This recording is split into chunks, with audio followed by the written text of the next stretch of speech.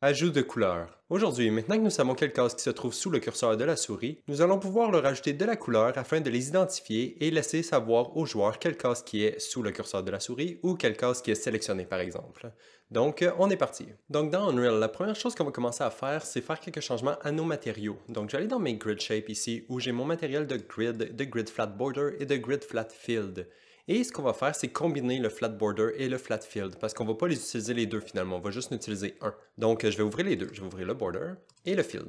Et le matériel qu'on va conserver, c'est le border, on va enlever le field. Donc je vais aller dans mon field, je vais copier toutes les nodes qu'il y a à l'intérieur et les coller dans mon border pour m'en servir de référence. Donc je vais les mettre ici.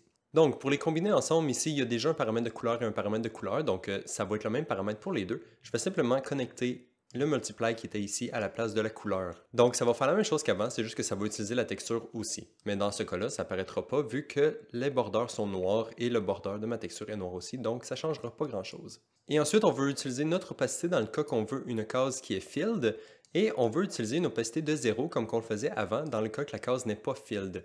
Donc ce que je vais faire, c'est apporter mon opacité ici, je vais apporter mon 0 ici, et je vais lerp entre les deux. Donc je vais faire un lerp linéaire interpolate. Je vais connecter mon 0 dans le A, l'opacité dans le B, et je vais connecter le résultat dans le A plus grand que B, comme on avait avant. Et pour contrôler l'alpha, on va se créer un nouveau paramètre. Donc, je tiens le 1 enfoncé, je clique, je convertis en paramètre que je vais nommer isField. Et je vais le brancher dans l'alpha. Et maintenant, on va voir si, mettons, je sauvegarde le matériel et que je montre un plane ici. Donc, par défaut, mon isField est à 0, donc on voit seulement les borders. Mais si je mets 1 dans le isField, on va voir que le milieu est aussi visible, comme ça. Donc voilà, on a vraiment combiné les deux matériels ensemble dans un seul matériel. Parfait. On va pouvoir sauvegarder ce matériel-là et ensuite on va aller supprimer l'autre matériel. Donc pour ça, je vais retourner dans Entry et on va aller à tous les endroits où ce qui utilise encore ce matériel-là. Donc je vais faire clic droit dessus et référence Viewer. Comme ça nous montre tous les endroits qui utilisent ce matériel. On peut voir qu'il y a des matériels instances et qu'il est utilisé dans notre grid modifier. Donc on va commencer par le plus simple, on va commencer par le grid modifier. Donc je vais faire clic droit dessus, Edit. Je vais tasser mon référence Viewer. Ici, je vais sélectionner mon mesh à gauche et remplacer le matériel qui est à l'intérieur du mesh. Je vais enlever le flat field et je vais mettre le flat border à la place. Et ensuite, je vais zoomer ici. Au tout début, dans mon construction script, je setais le matériel que je voulais utiliser à partir du flat field. À la place, je vais mettre le flat border. Et maintenant, si on compile, on va voir dans notre level, en fait, il ne devrait pas être plein en ce moment, je vais juste retourner dans mon border et je vais changer la variable par défaut, le default value de isField, je vais le mettre à 0 pour que ce soit juste les borders par défaut, comme ça, comme qu'on avait avant. Je vais sauvegarder et maintenant, si je retourne dans mon niveau, on peut voir qu'il y a seulement les borders qui sont visibles, mais on veut avoir l'intérieur aussi pour ces meshs-là. Donc, on va aller faire ça rapidement. Je vais aller dans mon grid modifier ici. Et c'est ici qu'on set la couleur qu'on veut sur notre matériel. Et dans notre cas, on veut aussi changer un float. Donc, je vais drag à partir du static mesh et faire un set scalar parameter value on material que je vais connecter après ma couleur ici. Le nom du paramètre, c'est celui qu'on vient de créer, donc isField. Et le paramètre value, il va être 1 vu qu'on veut que le matériel il soit filled. Maintenant, si je compile, je devrais pouvoir retourner mon level et voilà. Nos matériels sont maintenant tout filled comme qu'ils étaient avant. Parfait. Maintenant, si je refais clic droit sur mon flat field et que je recherche pour le reference viewer, ça devrait updater. Et c'est le cas. Et il reste seulement ces trois matériaux-là. Donc, je vais double-cliquer dessus pour voir où ils sont utilisés. Et ils sont utilisés seulement dans notre data table. Parfait. Ils vont s'enlever automatiquement quand on va enlever l'entrée de notre structure. Donc, je vais fermer le référence viewer et aller dans ma structure qui est ici, Grid Shape Data, je vais l'ouvrir. Et ici, on avait le flat field matériel. Je vais simplement le supprimer parce qu'on n'en aura pas besoin. Maintenant, je peux sauvegarder et je vais faire un Save All parce que Unreal va modifier tous les assets qui utilisaient cette structure, comme ça ici. Maintenant, si je fais Play, je ne devrais pas avoir d'erreur. Non, OK. Et Unreal a recompilé tous les blueprints pour nous. Parfait. Donc maintenant, je devrais pouvoir aller dans chacun de mes dossiers et supprimer le matériel instance qui dérivait de ce matériel. Donc j'ai mon flat field ici, hexagone, je peux le supprimer, il n'y a aucune référence. Je retourne dans mon square, je peux supprimer le flat field. Je vais dans mon triangle, je supprime le flat field. Et ensuite, je vais dans mes grid shape, je supprime le flat field et tout devrait fonctionner encore comme avant. Il me demande si je veux le sauvegarder, je veux pas le sauvegarder, je veux le supprimer. Fait que je vais faire non. Et voilà, maintenant je peux faire Save All. Et tout devrait fonctionner comme avant. Juste vu qu'on vient de supprimer des assets, je vais faire clic droit sur mon content et faire un fix-up redirecteur juste au cas. Et voilà, maintenant on a enlevé la dépendance qu'on avait à notre flat field et le matériel n'existe plus. Et en fait, tant qu'à être ici, je vais renommer les matériaux rapidement. Je vais enlever le border, donc au lieu que ce soit flat border, ça va être juste flat. Je vais aller dans mes autres shapes. Ici, je vais faire pareil, donc je vais enlever le mot border parce que ce n'est plus le cas. Donc dans mon square, même chose. Même chose pour le triangle. Et je vais aussi ouvrir mon grid shape data encore une fois. Et ici, au lieu que ça s'appelle flat border material, je vais le renommer flat material seulement. Et maintenant, je peux sauvegarder. Et ensuite, je peux faire Save All. Unreal va updater dans tous les blueprints qui utilisaient cette variable.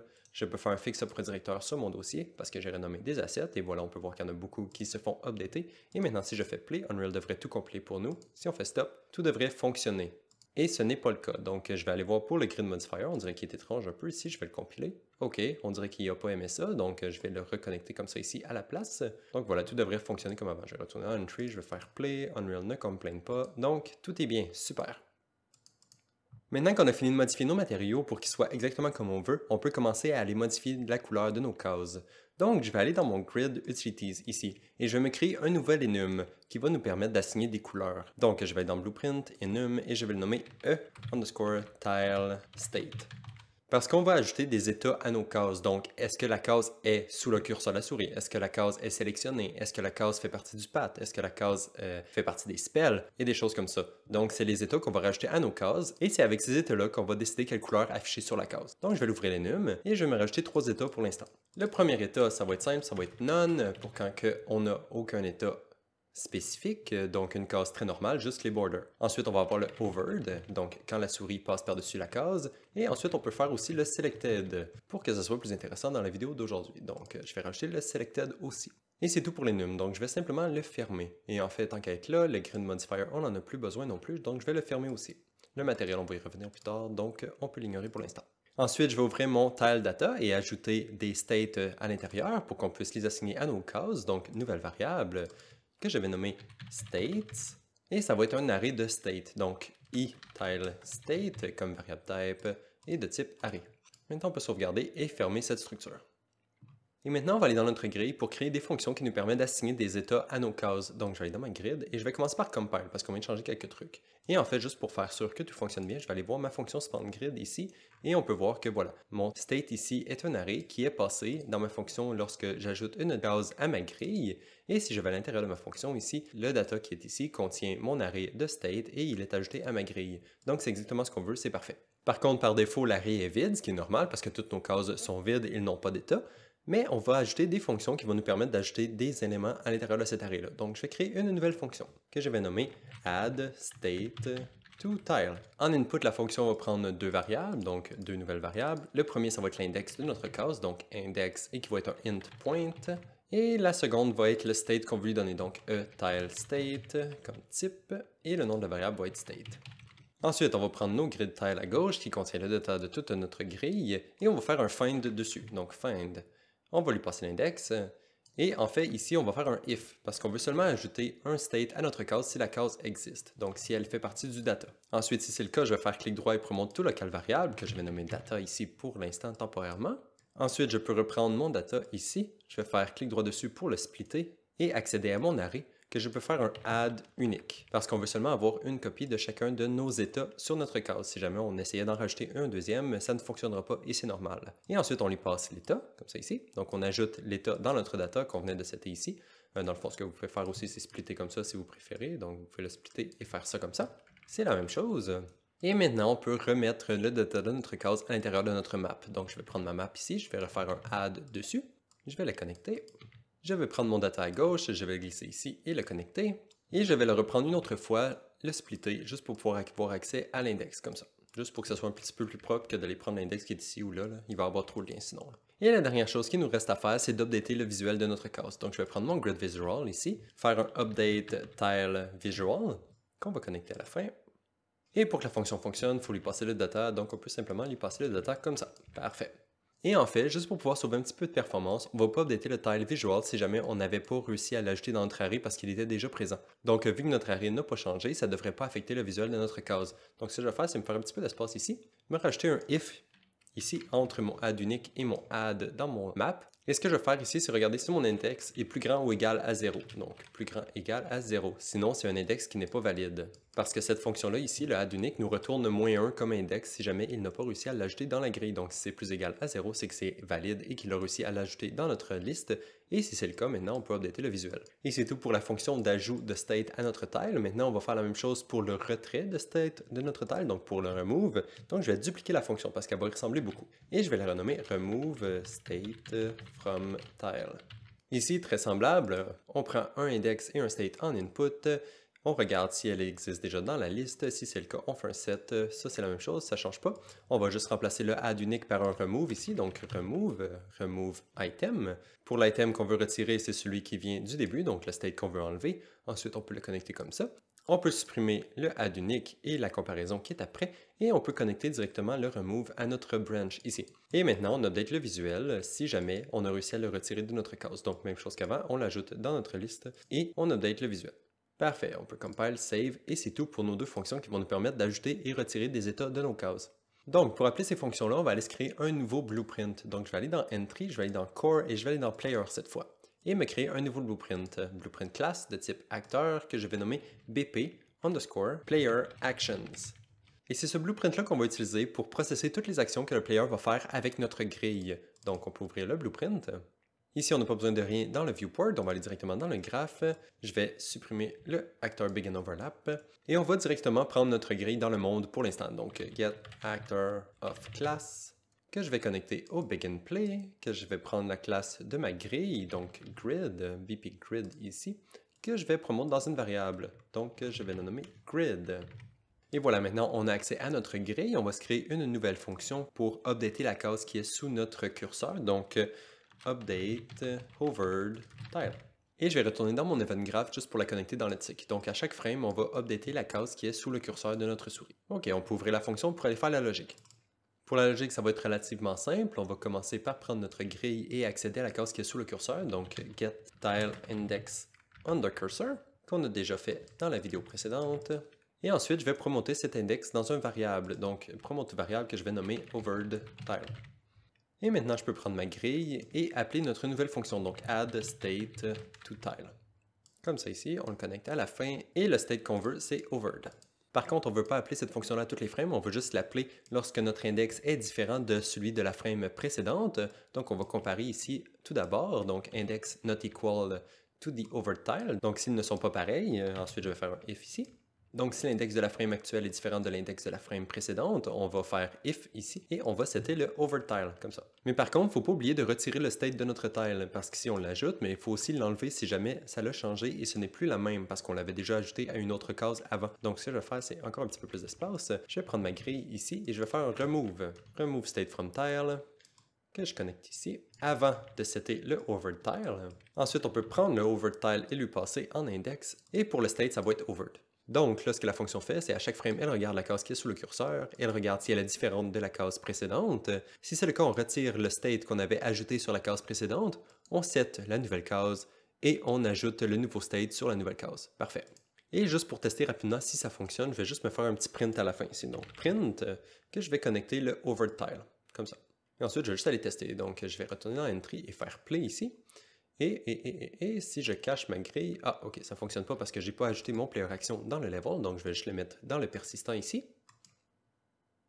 N'importe où, c'est pas vraiment important, donc je vais le mettre, on va dire, ici. Et maintenant, si je fais play, ok, on peut voir que des chiffres apparaissent, je vais juste cacher ma grille pour l'instant, et voilà. Donc à chaque fois que je passe ma souris sur une nouvelle case, un nouveau chiffre apparaît qui met à jour la position de la case qui est sous ma souris. Parfait. Donc ça fonctionne, je vais faire stop, retourner en player action et je vais enlever mon print. Par contre là, on a vu qu'on n'avait aucun visuel, donc il faut aller faire notre visuel et c'est ce qu'on va aller faire. Donc pour aller changer la couleur, je vais double-cliquer sur mon add state qui va m'amener dans ma fonction de add state et ensuite je vais double-cliquer sur mon update tile visual qui va m'amener dans mon BP visual. Ensuite, si on regarde à notre fonction qui ajoute les instances, elle prend l'index et le transforme, donc ça c'est bien, mais il faudrait aussi lui passer le state pour pouvoir updater la couleur. Donc je vais ouvrir ma fonction de add instance ici, et je vais me rajouter un nouveau input ici. Et ça va être un array de eTileState. eTileState array que je vais nommer states. Je vais compiler la fonction, et maintenant je vais retourner dans mon grid visual juste pour le connecter ici, donc je vais le connecter comme ça. Maintenant je compile et tout fonctionne. Donc maintenant, à chaque fois qu'on update le visuel de notre case, on lui passe un state. Donc, je vais aller dans ma fonction. Et ici, je vais commencer par me créer une nouvelle fonction qui me permet de déterminer quelle couleur que je veux utiliser. Donc, nouvelle fonction que je vais nommer getColorFromStates. En input, on va lui passer un array de states que je vais nommer states. Et en output, on veut passer une couleur. Donc, linéaire color pour un array pour celle-là. Et je vais la nommer color. Et comment on va déterminer quelle couleur qu'on veut utiliser? Eh bien, on va setter un système de priorité dans nos states. Donc, certains states vont être prioritaires sur d'autres. Donc, première étape, c'est de regarder si on a des states dans notre liste. Donc, je vais regarder ma length ici. Si elle est égale à 0, on va faire un if. Et on va retourner noir si jamais on n'avait aucun state dans notre liste. Donc, jusque-là, c'est simple. Aucun state, on retourne noir. Tout ça, c'est bien. Et ensuite, je vais compiler juste pour pouvoir accéder à ma variable de states. Donc, getStates, ici, la dernière en bas. Et je vais me faire une for each loop avec. For each loop, que je vais connecter dans le false. Et en fait, la for each loop ici, je ne vais pas l'utiliser sur mon state. Je vais l'utiliser sur un autre array que je vais me créer. Donc, je vais drag à partir de mon array, ici, de ma for each loop, et chercher pour make array. Ce qui va me permettre de me créer un nouvel array qui va contenir tous les states sur lesquels je veux mettre des couleurs dans l'ordre de priorité dans lesquels les couleurs vont être appliquées. Donc, je vais m'ajouter deux pins pour l'instant. La première, ça va être selected, et la deuxième, ça va être hovered, parce que selected, c'est plus important que hovered. Et ensuite, pour déterminer la couleur, ce que je vais faire, c'est un contain dans mon array ici, connecté à mon array element de ma for each loop, faire un if, comme ça, qui va nous indiquer que nous sommes prêts à sortir de notre fonction. Donc, je vais pouvoir return ici. Et la couleur que je vais return, ici, je vais drag à partir de la couleur et je vais chercher pour select. Je ne vais pas prendre select color, je vais vraiment prendre le select ici, parce qu'on peut lui brancher n'importe quoi. Et n'importe quoi qu'on va lui passer, c'est le array element, comme ça ici. Donc, ça nous donne une node qui nous permet de choisir les couleurs de chacune de nos cases. Dans mon cas, pour le hovered, je vais mettre un jaune-ish. Et pour le selected, je vais mettre un orange, donc un peu plus brillant que le jaune. Donc ici, vu qu'on return directement une couleur ici, aussitôt qu'on trouve un élément qui est dans notre liste, la for each loop va arrêter aussitôt qu'elle touche un des éléments dans notre array ici. Donc dans l'ordre, il regarde le selected. Si il contient le selected, on lui passe la couleur de selected et on sort. Et sinon, on regarde pour le hovered. Et ensuite, un autre case, un autre case, un autre case. Et si jamais il n'a rien trouvé et qu'il se rend à la fin de notre for each loop ici, on va juste return noir à la fin de notre fonction comme ça. Et c'est comme ça qu'on va choisir la couleur qu'on veut utiliser. Donc, on va aller utiliser notre couleur. Je vais retourner dans mon add instance, dans la fonction qui ajoute mes instances, et je vais appeler cette nouvelle fonction-là ici. Et pour le state, je vais lui passer getState, qui est ma variable. Maintenant, pour assigner notre couleur à notre instance static mesh, ça va être un petit peu plus compliqué que d'assigner une couleur dans un mesh normal. Parce que dans le fond, il faut pouvoir préciser quelle instance à laquelle on veut appliquer la couleur. Donc pour ça, je vais commencer par prendre mon instance mesh et le mettre dans mon graphe. Et ensuite, je vais chercher pour setCustomDataValue. Celui-là ici. Vite comme ça, la node n'est pas très claire de ce qu'elle fait et c'est pour ça que je ne l'avais pas trouvé au début. Mais dans le fond, ça nous permet de setter une variable dans notre matériel, un float seulement, et ce par instance. Donc on peut lui passer l'instance index. Et ensuite lui passer une valeur qui va se retrouver dans le matériel de cette instance seulement. Donc première chose qu'on a besoin, c'est de notre index ici. Et en fait, l'index de notre instance, on l'a juste ici, quand on l'ajoute dans notre array. Donc je vais promoter ça dans une variable, que je vais nommer i pour index. Et ensuite, je peux prendre mon i et le mettre dans mon instance index ici. Et ensuite, comme c'est seulement possible de passer des floats et que notre couleur contient un RGB, on va devoir appeler plusieurs fois cette node avec plusieurs variables différentes. Donc, ce que je vais faire, c'est dupliquer cette node-là ici et la mettre 3 fois. Je vais reconnecter mon instance static mesh et mon index, comme ça. Puis, ce que je vais faire, c'est prendre ma couleur et la break color. Ici, j'ai mon RGB. Donc, je vais connecter mon R dans le custom data value de la première node, mon G dans le deuxième et mon B dans le troisième. Et ensuite, on peut tout connecter ça ensemble ici. Mais par contre, très important, une fois que vous avez attaché ça ici au reste du code, ne compilez pas le blueprint. Vous pouvez le sauvegarder, ça ne devrait pas avoir de problème. Mais si vous le compilez, Unreal va crasher. Et ça, dans le fond, c'est parce que dans l'instance static mesh, il faut changer une petite chose pour pouvoir appeler ces nodes-là ici. Sinon, ça fait crasher l'éditeur. Donc, je vais sélectionner mon instance static mesh à gauche. Ensuite, je vais aller à droite dans mes instances. Ici, je vais expand le advanced menu. Et ici, j'ai une variable qui s'appelle num_custom_data_float. Et ça, c'est la quantité de float qu'on veut utiliser. Et dans notre cas, ici, on en veut 1, 2, 3. Donc, ce qu'on va faire, c'est écrire 3 ici. Si le chiffre ici est plus bas que la quantité de float qu'on utilise, Unreal va crasher. Et c'est pas très bien. Donc, faites ça d'écrire 3. Et maintenant, une fois que c'est fait, vous pouvez compiler sans problème. Et en fait, ici en ce moment, on appelle la fonction 3 fois, mais on utilise toujours le custom data index 0, 0 et 0. Fait que techniquement, ça utilise juste le premier champ de nos custom data. On utilise toujours le field 0, mais dans notre cas, on veut pouvoir utiliser 3 valeurs différentes, donc 0, 1 et 2. Donc, ce qu'on va faire, c'est remplacer le 0 ici par 1 et par 2. Comme ça nous permet d'avoir 3 variables différentes dans notre matériel qu'on va pouvoir setter à partir de la node set custom data value. On peut compile, save et ça devrait fonctionner. Mais par contre, là, on appelle la fonction 3 fois en settant 3 index différents. Donc, on set 3 valeurs dans notre matériel, mais on ne l'utilise jamais. Donc, on va aller l'utiliser dans notre matériel. Je vais retourner dans mon mGridFlat ici et on va aller l'utiliser au début. OK, dans le fond, on veut remplacer la couleur qui est ici. On veut la remplacer par le custom data qu'on lui passe. Et pour ça, on a besoin de la node per instance custom data. Per instance custom data. Et vu qu'on a besoin de 3 valeurs pour le RGB, on a besoin de cette node 3 fois.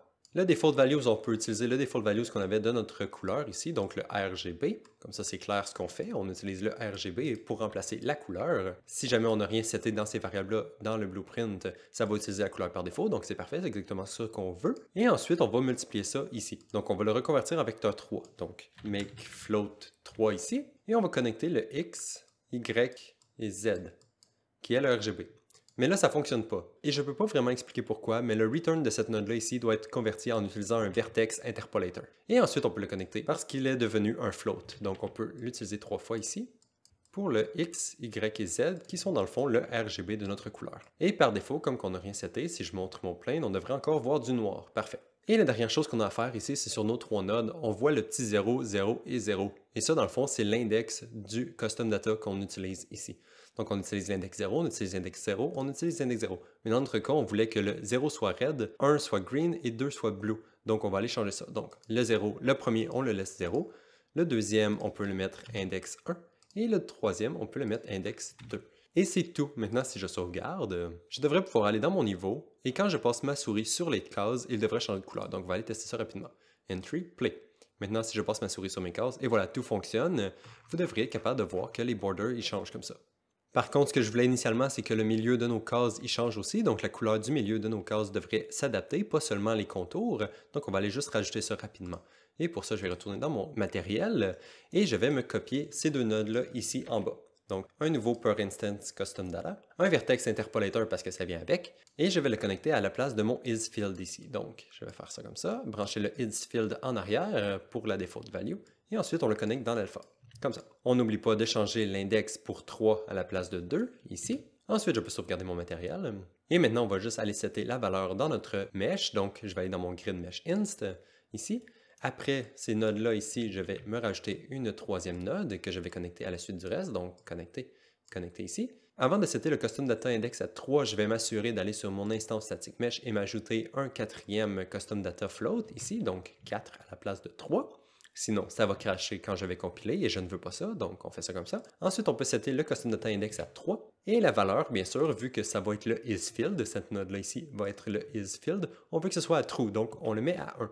Et voilà, maintenant on peut compile, save et si on va tester, eh bien, on n'a même pas le temps de faire play qu'on voit que ça ne fonctionne pas vraiment parce que dans le fond, toutes nos cases sont pleines ici. On devrait juste avoir les borders par défaut. Et même si je fais play ici, on voit que mon milieu fonctionne maintenant, mais il fonctionne partout sur toutes les cases. Et c'est pas vraiment ce que je veux. Donc, je vais faire stop, aller dans mon grid mesh instance. Et dans le fond, on veut seulement setter ici à true si jamais on avait une couleur. Donc, je vais utiliser une autre variable sortant de cette fonction-là ici qui va nous permettre de setter la valeur ici. Donc, un nouveau float en output ici que je vais appeler isField. Je vais mettre un float à la place d'un booléen, le connecter à l'autre bout ici, dans mon custom data value. En fait, vu que je veux que ce soit un petit peu plus clair, je vais le déplacer ici en bas. Et voilà. Et ensuite, je vais aller ouvrir ma fonction, aller à l'intérieur ici. Si la couleur est noire, je ne veux pas que ce soit filled. Si j'ai une couleur ici, je veux que ce soit filled. Donc, je retourne 1 ici dans le cas que j'ai une couleur. Et sinon, si je retourne à la fin de ma fonction, je ne veux pas que ce soit filled. Donc, 0 aussi à la fin. Et maintenant, si on compile, on s'en va dans le level, nos tiles sont bien comme il faut. Si je fais play et que je passe ma souris sur les cases, ça fonctionne maintenant. Le milieu est rempli aussi. Parfait. Et ça fonctionne aussi si je génère ma grille basée sur l'environnement. Super, tout fonctionne. On peut faire stop. Et la dernière chose que je voulais faire avant de terminer la vidéo, c'est de pouvoir sélectionner des cases. Donc, on va aller faire ça rapidement dans le Player Action. Donc, je vais dans le Player Action, je vais retourner dans mon Event Graph ici. Et on va faire ça rapidement. Donc, je vais prendre directement le Left Mouse Button et le Right Mouse Button. On va les aligner ici.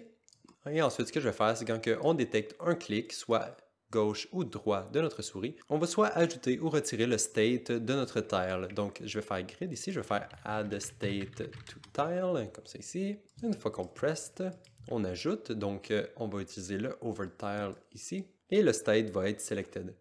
Et on va faire l'inverse pour le right mouse button. Donc, je vais copier ces deux-là ici, je vais faire remove state from tile, je vais lui passer l'index et le connecter. Et bien sûr, le state, on le set à selected. Et c'est tout. La dernière chose qui nous reste à faire, c'est d'activer les deux events ici. Donc, ce que je vais faire, c'est un enable input que je vais connecter après mon get grid ici. Et pour le player controller, je vais simplement faire un get player controller. Avec l'index 0 ici, pour l'instant, c'est très bien. Et voilà, ça devrait être tout. Maintenant, si je compile save et que je retourne dans le level, je peux faire play. Je passe ma souris par-dessus les cases, ça fonctionne très bien. Et si je clique sur l'une d'entre elles, et voilà, on voit qu'elle devient sélectionnée. Et la couleur se fait remplacer. Donc, si ma case était highlightée avant, je clique dessus, elle devient sélectionnée. Si je fais clic droit, elle redevient highlightée pour qu'elle soit overed et non selected. Donc, on peut switcher entre les deux.